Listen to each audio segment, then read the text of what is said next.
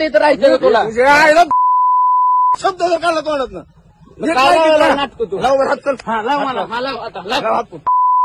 लाव लाव काय विषय काय विषय इथं राहा. इथं राहायचं का म्हणतोय इथं राहायचं म्हणजे तू नीट राहा. हा? काय काय?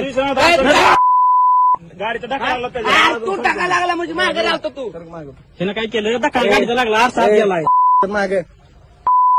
कुठला आहे रे तू बघ माझं नीट राहायची कधी जाऊ तुझ्या आजानं सेवा केली म्हणून मी गप आहे नाही तुम माझं मान मुरगाळील हो मी नाटक करतो ना फडफड फडफड जोर त्याच्या अवकात अजून पुढे यायची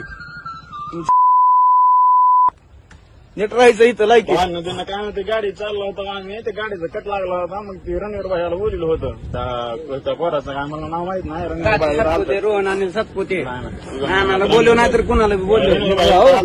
एक मिनिट काय गरज नाही मला बोलायची कुणाला तुझ्या लेवलनं राहा फक्त लय सापरू नका तुम्ही हो आमचं काय नीट राहा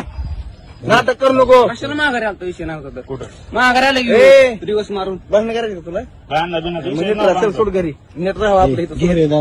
इथं राहून सुद्धा सुरक्षित आहे ह्याचा विचार करा फक्त आजोबाची कृपा आहे तुमच्या बाकी कुणाची नाही फक्त तुझ्या आजीची कृपा आहे हो दोघाच्या बी नाही नाही फक्त तुमच्या आजोबाची कृपा आहे तुमच्या आजोबाची कृपा आहे म्हणून तुम्ही नीट आहे सुरक्षित आहे हो आता तुमच्या चौबाट्याने मागच परत जर वाकडे पाऊल टाकलं ना खताचं नव्हतं तरी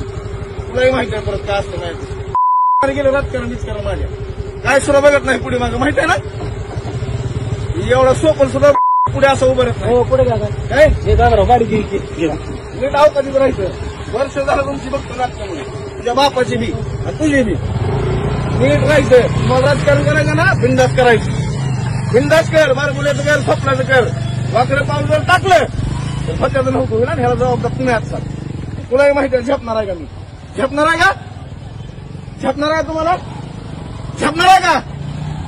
तुम्हाला झेपणार आहे का झेपणार आहे का उत्तर दे झेपणार आहे मग नीट लायकीत राहा तू कुठं राहतो सुरक्षित आहे ना कशामुळे आहे आजमुळं तेवढंच फक्त लक्षात आजीची पुण्य आहे म्हणून तुझ्यावर हात उचलला. त्या दिवशी माझं डोकं हलल दिवशी इसरल मी पुण्य इसरल मी सगळी जुनी ती इसरायला लावू नका